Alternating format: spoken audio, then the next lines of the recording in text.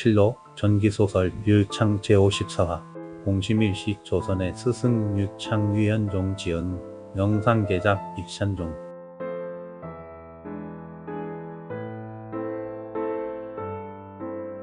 14세기에 외국은 강력한 왕국도 아닌 막부라는 군벌조정이 다스리던 섬나라였다. 전 북토안에도 행정력이 미치지 못할 정도로 국력이 약했다. 따라서 모든 국민을 먹여 살릴 수가 없어 해안가의 어인들은 바다를 떠돌며 해적질을 해서 먹고 살아야 했다. 막부는 그들을 강권할 수밖에 없었다. 그들을 왜구라 불렀으며 최초 산멸 작전을 벌인 신라의 장군은 이사구였다. 당시만 해도 울릉도와 독도 등 거의 모든 섬은 사람이 거주하지 않는 공도들이 대부분이었다. 왜구들은 그런 섬을 임식 점유지 내지는 경유지로 하여 근처 여러 해안마을을 대상으로 분탕질을 했다. 진흥왕 때의 장군 이사구는 군 선단을 이끌고 울릉도와 독도를 완전히 정벌하고 이어서 대마도까지 정벌하고 귀국했다. 그런데도 대마도가 마지막까지 우리나라 영토가 되지 못한 것은 식민의 식세 때문이었다. 전령했으면 본국에서 다수의 백성들을 이주시켜 대대로 살아가도록 했어야 했는데 그걸 못하니까 분쟁만 커지게 된 것이다. 왜구들의 본거지는 대마도와 그 밑에 떨어져 있는 일지섬으로 이어졌습니다. 그 두 섬을 정벌해야만 다시 꿈틀대며 일어나려고 있는 왜구들을 완전히 소탕할 수 있나이다. 장군 이종무의 상주였다. 세종은 즉시 정벌을 단행하도록 거명을 내렸다. 이종무는 200여 척의 군선을 이끌고 부산포 앞바다에서 출항하게 되었다. 특이한 것은 유창의 진언에 따라 최무선의 아들인 최예산이 10척의 화폭선을 지휘하며 출전하게 된 것이었다. 최무선이 죽은 후 군기시에는 화약도감이 유능무실하게 되었다. 화약화포 제작에 전문 기술인이 없었던 것이다. 그 화약도감을 활성화시킨 사람은 유창이었다. 태종이 즉위한 다음 어려운 사정을 다 고하고 무선의 아들이 아직은 변소하지만 아버지의 뒤를 이어 화약도감으로 임명하고 화약 제조에 더욱 분발하게 만들어야 한다 하여 면목이신하게 되었던 것이다. 장군 이종무는 외지에 끌려갔다가 돌아온 백성들로부터 대마도와 그 주변 일지도라는 섬에 이르기까지 상세한 정보를 알아가지고 정벌군을 움직여갔다. 대마도는 상대만 나뉘어지는데 두 섬 모두 높은 산들이 다 차지해서 사람이 살 수 없는 곳이었다. 그나마 사람들이 모여 살 수 있는 곳은 하대마 서쪽 끝에 있는 섬은 이지하라이라는 포구와 해안가 일대 정도였다. 원주민들은 화전민이 대부분이었고 해안가에는 탄나, 제주 출신의 주민이 많았다. 해류관계 때문이었다. 해류가 제주에서 대마도 서남쪽으로 항상 흐르기 때문에 쉽게 오갈 수 있었던 것이다. 그리고 섬을 다스리는 조주는 존가였고 삼국시대부터 그들은 정홍을 바치고 식량을 얻어갔다. 이곳이 왜구의 소굴이 된 것은 전국 각처에서 모여드는 왜구들의 노력지를 위한 중간기기 역할을 했기 때문이었다. 부산에서 대마도는 120리밖에 안 떨어진 곳이며 청명한 날에는 부산의 시가가 수평선 너머로 아련하게 보일 정도이고 새벽 달구는 소리도 들릴 정도로 가까운 곳이었다. 왜구들은 이종무의 조선수군 200여 척의 군선이 밀려오고 있다는 것을 모르고 대대적인 노력지를 위해 대마도의 포구인 이시하라로 모여들어 정박해 있었다. 공격 최적인 듯합니다. 배의 속도를 최대한 높이고 기습전을 하시지요. 먼저 밖으로 불가다를 만들겠습니다. 학부부장 최예산의 진언이었다. 좋다. 기습이다. 각 군선은 최고의 속도로 높여 적선을 쳐라. 최예산의 확보선 10척이 한일제로 펼치며 전진해 나가다가 일제히 확포를 쏘아 날렸다. 옹기종기 모여서 정박해 있던 왜구의 군선들은 날아온 화포탄을 맞자 꼼짝달싹을 못하고 당하여 당장 화강이 충천했다. 왜구선 100여 척을 불태우는 데는 그리 오래 걸리지 않았다. 포구에 군선을 대고 상륙하라. 이지하라는 남북으로 흐르는 장은 강 좌우로 외인들의 주거지가 이루어져 있고 그 죽음은 오른쪽 산 아래에 있다. 진격하라. 이종무가 앞장서서 거주인 정가의 본거지로 쳐들어갔다. 정도주는 조선 수군의 기습이 있으리라고는 꿈에도 생각지 못하고 있었기 때문에 호위 군사들조차 몇 명만 남고 모두 저희들 집으로 가 있다가 당했다. 대마도 정벌전은 그렇게 빠르고 간단하게 끝났다.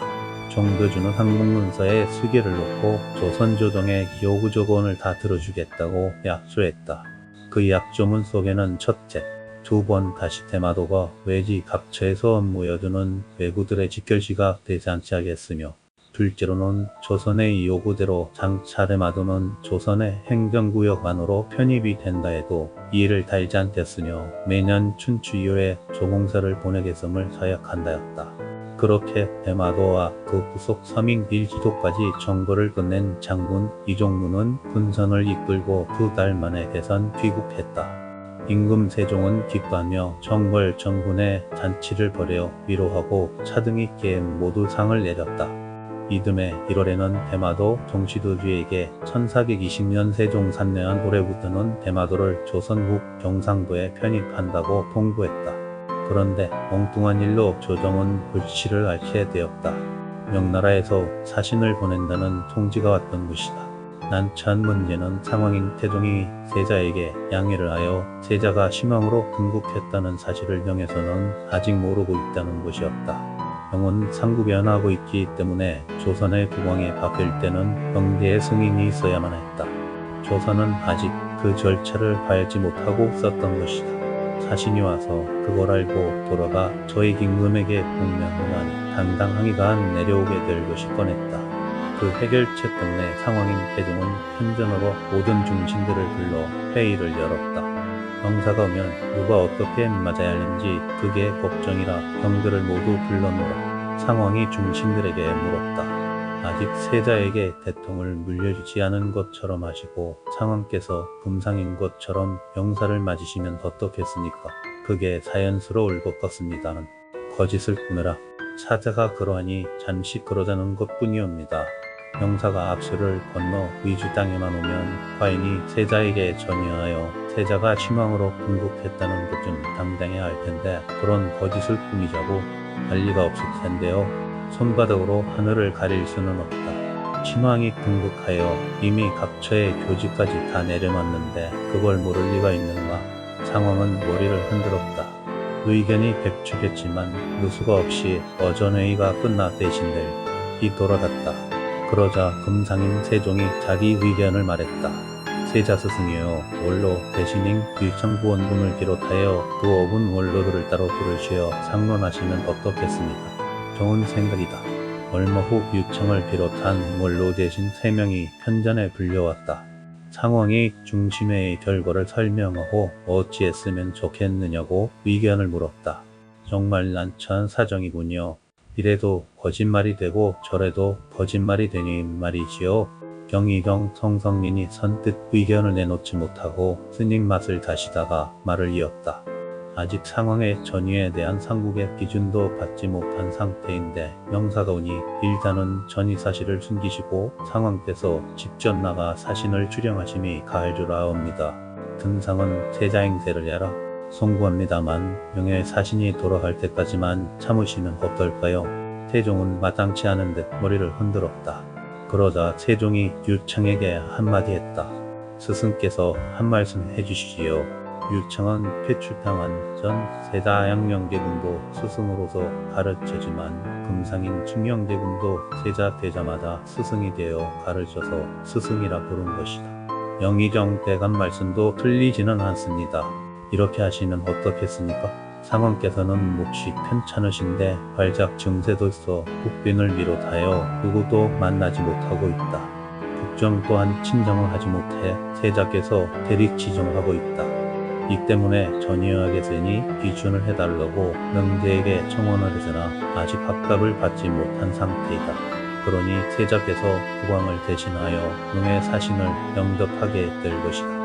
그렇게 하시면 근면은 하실 것 같습니다만 역시 곡천구원군 말이 합당하다. 상황 태종은 흡족한 듯 이종무를 불러 지금 오고 있는 명사에게 그대로 전하는 명을 내렸다. 어쨌든 명사의 접대는 슬기롭게 잘 넘기게 되었다.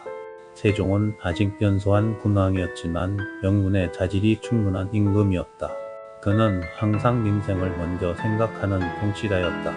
그리고 중요한 정책을 시행할 때는 단독으로 결정하기보다는 전문적 식견이 있는 원로들의 의견을 듣고 참고하였다.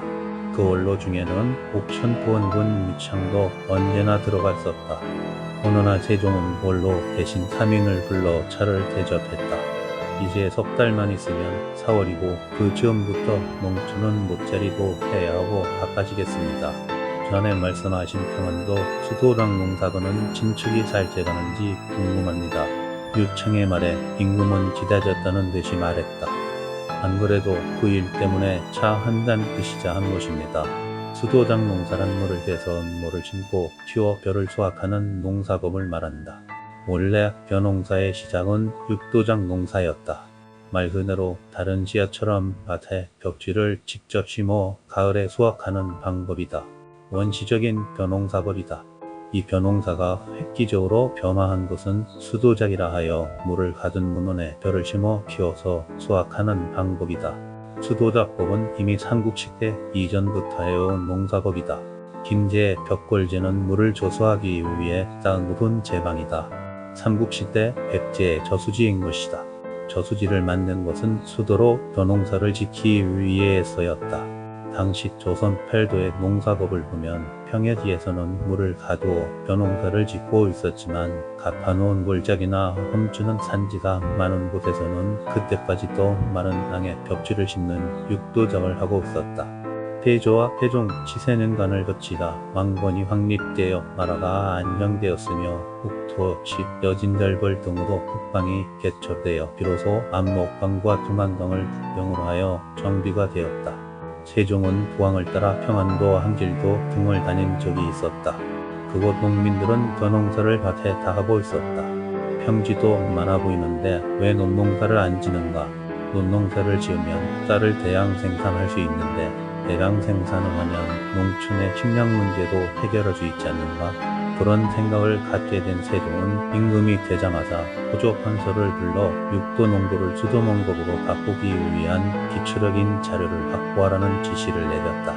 특히 기호지방 이남에는 육도를 하여 벼농사 짓는 곳은 없다.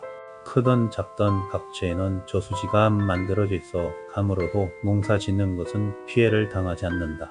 하지만 강원 평안 한길도 등에는 저수지가 없고 육도로 벼를 심고 있다. 지금 말한 북부지방의 관리들을 파견하여 저수지를 만들어 수도작을 할 수 있는 장소가 몇 개나 되는지 면밀히 조사하고 수도적으로 바꾸면 농사가 가능한 농지가 전체 몇 개나 되는지 조사하여 올리라 하라. 그게 6개월 전이었다. 진척이 많이 되었으니까. 물론 어려운 일일 거라 생각은 했지만 이렇게 규모가 큰 대규모 공사일 줄은 미처 생각지 못했습니다. 호조의 관리 11명이 북방 3도, 평안 함경 방울로 나아가 그곳 진앙 관리들을 독촉하여 조사를 마치긴 했습니다. 3도의 농지를 합산하니 86만 결의 농지 예정지가 있고 저수지 예정지는 약 8,500여 곳이 됩니다. 대공사군요. 저수지 공사는 농민이나 노비들을 동원해서 쌓아야겠지만 농번기를 피해야 하고 저수지가 완공이 된다 해서 끝나는 게 아닙니다.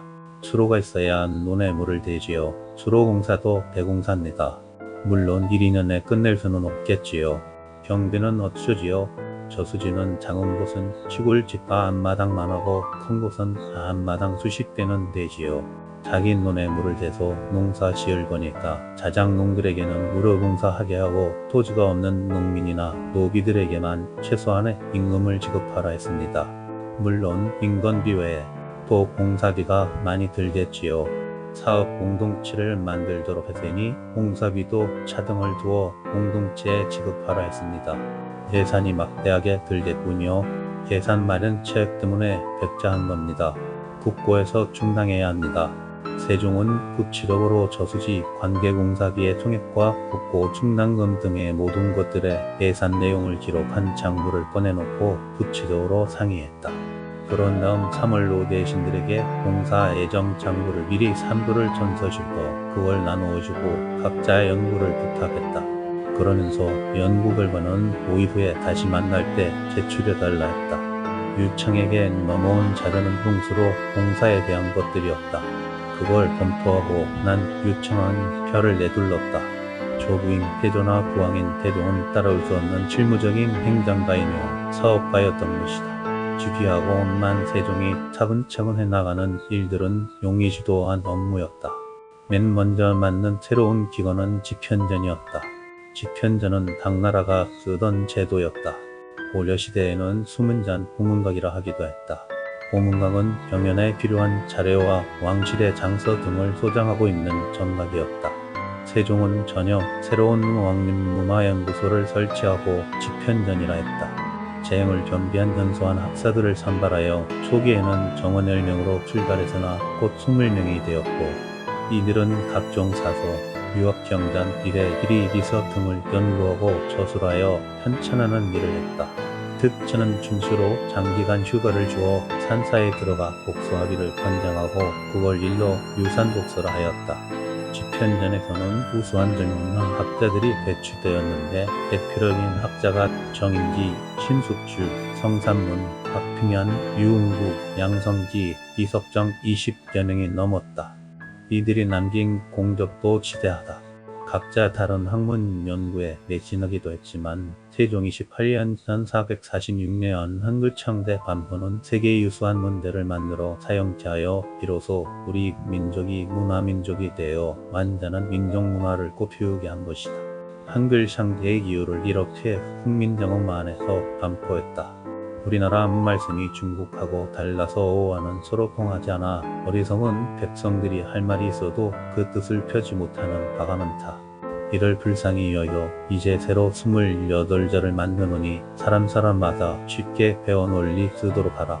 뿐만 아니라 우리 금속활자 수만 개를 주주시켜 모든 서적을 찍어내게 했다. 독일의 쿠텐베르크보다 200년이나 앞서 발명 사용한 것이었다. 시간을 알리는 물시계와 추구기 역시 서양보다 200년이나 앞서 발명한 것이다. 억제 역시 삼국지법을 내놓았는데 그 내용을 보면 중개범은 3번에 걸쳐 재판을 받게 만든 것으로 오늘날의 삼신제를 그 시절에 시행했다는 것은 놀라운 사실이다. 세종은 제위 32년간 정치, 경제, 사회, 문화, 예술 모든 면에서 찬란한 꽃을 피우게 한 한국 역사상 가장 탁월한 명문으로 자리매김했다. 신육 세종의 존경 배당받은 유창. 태종 15년에 유창은 옥천도원군으로 피붕이 되었으므로 태종 5년 내 원로 대신인 공조화가 되었다. 공조화는 정일 포음 이상의 공신에게만 주어지며 현직에서 일하지 않고 중요한 국가의 행사 때에만 참여하는 특권을 가지게 되어 있었다. 그러면서도 죽을 때까지 국가에서 녹봉을 받게 되어 있었다. 세종 2년이 되자 공조와 유청은 건강이 안 좋아져 쉬는 날이 많아졌다. 그러자 두 번째로 유청은 거래굴서를 임금 앞에 내놓았다. 거래굴이란 현직을 사직하고 여생을 편히 보내겠다는 노신의 사직서를 말함이었다. 세종은 근심이 되었든지 거에 두 사람을 보내어 세밀하게 침맥케 하고 별거를 들었다. 원래부터 부원군께서는 소가상 당뇨병으로 오래 고생하고 계셨고 혈압도 눈물으시어 심장이 약해져 쓰러진 적도 있었지만 지속적으로 조심하여 치료를 해와서 아직은 괜찮으십니다. 만만의 귀신이 기력이 더 쇠해지지 않도록 약을 쓰고 잘 보살피도록 하라. 그런 다음 임금은 국가 창업 이래 한 번도 원로공신에 대한 표창이 제대로 이루어진 적이 없으니 예조에서는 하라고라는 표지를 내렸다. 며칠 후 예조 판서가 상주했다. 긴 세월 동안 나라와 백성을 위한 몸바쳐 일해온 동양기재 노대신에게는 괴장을 하사하여 표창하는 선례가 삼국시대부터 있어 왔나이다. 배는 의자이며 장은 지팡이입니다. 신라에서 처음으로 괴장을 받은 친하는 장군 김유신으로 알려져 있나이다. 3조, 태조, 정종, 태종을 지나오는 동안 괴장을 하사 받은 공신은 한 분도 없다는 건가? 예, 그렇다면 노대신들을 잘 사퇴해서 괴장을 받을 수 있는 분들을 추천하라. 조의에서 정하기로 하겠다. 임금이 그렇게 결정을 내렸다. 예조는 곧 나이와 이력의 공거를 모두 따져서 괴장을 받을 만한 공신들 4명의 명단을 조의에 올렸다. 세종은 처음으로 회장하사 의식을 해야 하는 이유를 모든 대신들에게 말하고 진지하게 상론하여 청구하라고 명했다. 대신들은 주상의 명을 받들어 마침내 추천을 끝냈다. 마지막까지 추천한 공신들은 예조에서 올린 명단 그대로 4명이었다. 주상 천하께서 최종적으로 선정해 주옵소서. 예조 판서가 아래였다. 임금은 명단을 훑어보고 잠시 침묵을 지키다가 답했다. 모두 다 드리면 좋겠지만 과인이 상고해보니 한 사람 아니면 많아야 2사람이 받았다고 하고 있어. 그 고래에 따르다니 어렵군요. 내일 조회 때까지 과인이 결정하여 발표하겠소. 그렇게 조회가 가했다. 대신들은 나가면서 삼삼오오 누가 택정될지를 두고 인물과 공로평을 수긍거렸다. 이튿날 진조회가 열렸다. 만조백관 앞에서 임금은 약조한 대로 궤장을 하사 받을 공신 이름을 발표하게 되었다. 아다시피 예조에서 상주한 궤장하사사한 명단은 4명이었으나 고래에 비추어 과인은 2명에게 내리기로 정했소. 2명 명단에서 빠졌다 해도 너무 실망하지 않길 바라오. 왜냐하면 올해 한 번으로 끝나는 게 아니고 앞으로도 기회가 많기 때문이오. 그럼 발표하겠소. 원래는 조용했다. 먼저 한 분 공조와 옥천구원군 유창경으로 정했소. 성원이 망극하옵니다. 공축하옵니다. 한 목소리로 대신들이 축하했다. 또 한 분이 있어. 예문관 대제학 유관경이요. 성원이 망극하옵니다. 공축하옵니다. 예조는 궤장하사기 일을 속히 정하여 하사식천을 준비토록 하라. 참가로명 와양하겠나이다. 조회를 마치면서 임금은 유상관 유관 2중신을 따로 편전으로 불렀다. 다거가 마련되어 있었다. 어서 오시오. 2분 축하드립니다. 임금이 자리를 권하면서 축하했다. 몸둘 바를 모르겠나이다. 하해와 같은 이유은에 어찌가 하야 할지 모르겠나이다. 유창이 새삼 부복하자 유관도 그대로 따랐다. 왜 이러십니까? 편히 좌정하십시오. 임금은 손수 술천을 채우며 권했다. 궤장 하사의 목적은 뭐라보시는지요? 임금이 유창에게 물었다.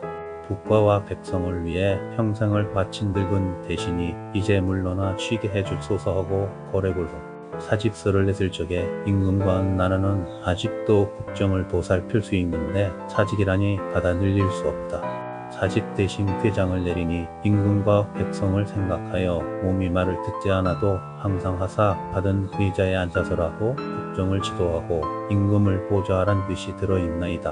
과인도 상고해보니 공조와의 말씀과 같다고 봅니다. 한 가지 과인이 보충하여 한 말. 쓴글이란 궤장 의자는 임금 앞에서 신하가 지켜야 하는 각종 예절은 지치지 않아도 되는 특전이 내려집니다. 궤장을 받은 공신은 임금 앞이라 해도 의자에 앉아 상면할 수 있습니다. 그러니 지금부터라도 일단 편히 앉으십시오. 궤장하사 의식은 개국 이래 처음이라 더욱 기쁩니다. 더구나 2분 권사님께 드리게 되어 더욱 기쁩니다. 실록 전기소설 유창 제54화 끝. 다음 제55화에서 계속됩니다.